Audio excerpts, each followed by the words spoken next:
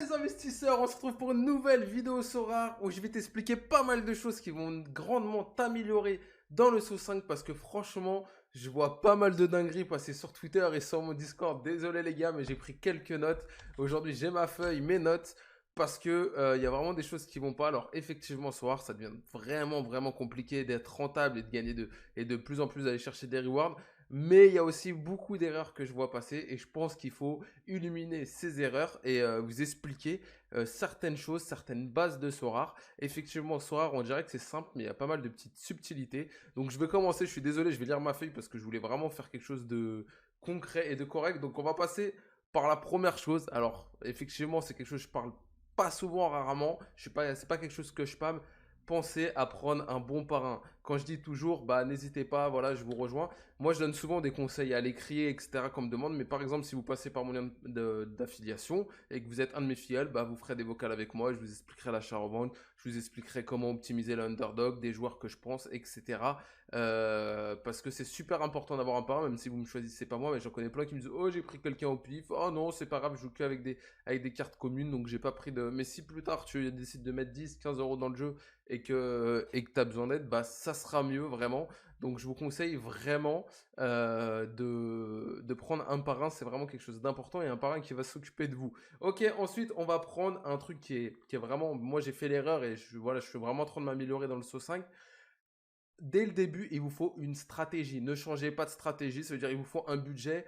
Si vous dites je vais mettre 100 euros et qu'après, ah bah je rajoute 50 et après 50, après vous allez vous retrouver avec plein de joueurs qui servent à rien.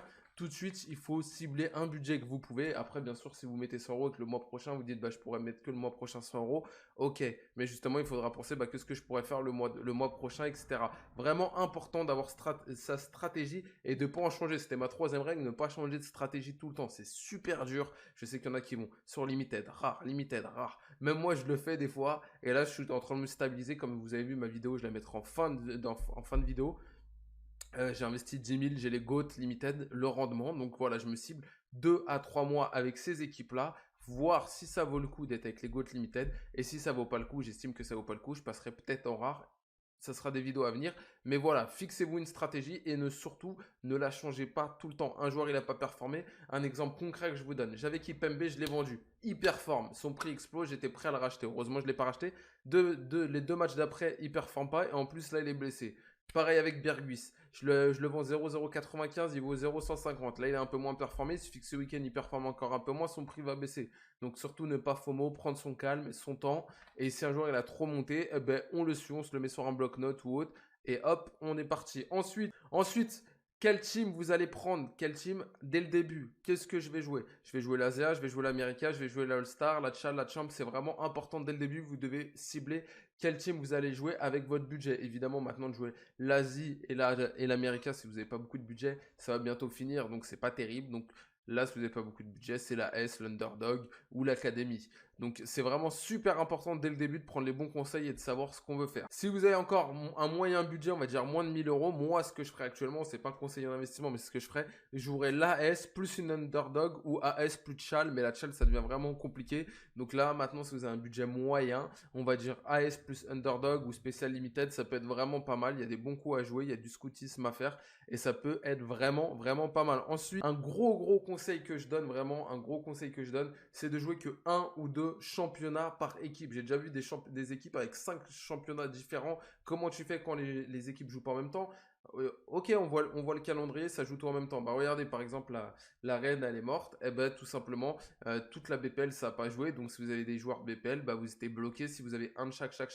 Que si vous prenez un ou deux championnats, par exemple, s'il y a un tsunami, s'il y a, je sais pas, épidémie dans ce championnat, eh ben, tout simplement, vous aurez ces joueurs de ce championnat. Mais voilà, ça peut être sympa. Moi, j'aime bien, par exemple, la Belgique et les Pays-Bas. Bah, je fais souvent des poules Belgique-Pays-Bas. Comme ça, j'ai que deux championnats dans la même équipe. Et je pense que c'est mieux que d'avoir 3-4 championnats. Sauf si vous avez beaucoup d'argent et que vous avez un gros roster. Et que voilà, là, c'est plus pour les personnes qui ont petit, moyen budget. Mais je pense que c'est vraiment quelque chose à prendre en compte. Surtout, un des meilleurs conseils que je peux vous donner, prendre un bon gardien. Combien j'en vois qui prennent des gardiens pas chers? C'est une grosse bêtise parce que maintenant, avec la nouvelle réforme des points, eh ben, tout simplement, si votre gardien prend 3 buts, c'est fini, ou 4, j'en parle même pas.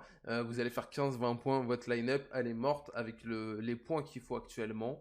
C'est clairement impossible de prendre un gardien nul. Vous avez des gardiens en limited à 0,1 qui sont très bons. Limite, je préfère prendre un gardien à 0,1, un défenseur à 0,010 à 15 balles, un milieu pareil et un bon attaquant que prendre un gardien vraiment pas cher. Je pense que c'est une des pires bêtises que vous pouvez faire. J'ai déjà vu une personne sur le Discord avoir 3 équipes et pas avoir de gardien en limited. C'est impossible ça aussi. Et il vous faut un 5 costaud en limite. Et du coup, pour le gardien, je conseille vraiment pas trop vieux et titulaire, indiscutable, faire attention aux rotations, etc. Parce que quand c'est vieux, malheureusement, il y a souvent des mauvaises surprises. Donc jusqu'à 33 ans, ça va. Après, il faut commencer à faire attention. C'est mon expérience parce que moi aussi, je me suis déjà fait avoir. Ensuite, on va passer à la team palier parce que vraiment, je vois, par exemple, vous avez un ETH, vous dites, ouais, j'achète ça, ça, ça. Et après, vous n'avez pas de backup. Je suis déjà tombé là-dessus. Vous allez avoir des blessés, vous allez avoir de la rotation. Il va y avoir pas mal de choses. Donc vraiment, c'est super important de faire une team palier avec du backup. Donc c'est pas le tout de se dire j'ai un ETH ou 2 ETH, oh je mets tout, je m'achète des GOATs. Si un GOAT il est blessé, bah déjà son prix va chuter et ensuite tu seras bloqué. Donc ça peut être frustrant, mais il vous faudra du backup. Donc ça peut être intéressant de jouer une team palier avec un underdog. Comme ça vous n'avez pas à mettre le gardien, même si c'est dur de gagner des récompenses underdog. Mais ça peut être vraiment une bonne stratégie, je trouve. C'est peut-être une stratégie dans laquelle je vais m'orienter, comme je vous ai dit, si j'ai pas mon rendu espéré en limited, on verra ça. Et un dernier conseil que je peux donner qui est vraiment à l'heure d'actuelle, vraiment à l'heure d'actuelle, c'est ne pas jouer l'Europe. Pourquoi c'est pas jouer l'Europe? Je pourrais faire une vidéo, j'ai déjà prévu de faire des teams sur ça. En fait, quand vous jouez l'Europe, souvent vous dites ah ben je joue l'Europe, c'est cool, j'ai 2 game week par semaine. Ouais, t'as 2 game week par semaine. Regardez, j'ai ma team PSG. Eh ben Marquinhos, il est rentré en fin de match, du coup ma game week elle est morte. Je sais qu'en mid-week, au milieu, la Coupe d'Europe, mes GOAT vont jouer la Coupe d'Europe, donc ça va être bien. Mais par contre, pour les week-ends, ça va être compliqué. Donc si vous avez un budget restreint, moi je vous conseillerais de partir sur une équipe non Europe. Ça peut être frustrant quand vous allez voir sur Twitter, sur les réseaux, les gens qui jouent. Mais au moins le week-end, vous allez être performant et vous allez même peut-être battre des teams comme le PSG parce que Neymar va se reposer, Messi va se reposer, etc. Et tel ou tel joueur n'a pas joué. Par exemple, j'ai pas de nom en tête, si j'en ai un. Bon, par exemple, Bamba de Lille, ça joue pas, c'est un GOAT. Eh ben, tu sais que le week-end, il va être aligné et il va faire une belle performance. Et le mec qui aura Neymar qui aura joué que 30 minutes parce qu'il s'est reposé, parce que 3 jours après, la Ligue des Champions, eh ben, vous allez être favori. Donc vraiment de se faire des équipes qui jouent pas l'Europe, pour moi, ça peut être vraiment un bon poids. Et même moi, je commence à me dire, bah tiens, je vais commencer à m'acheter 2-3 joueurs qui jouent pas l'Europe pour compléter. Ça peut être intéressant. Voilà, je vous ai donné une dizaine de conseils, les gars. C'est vraiment des bons conseils.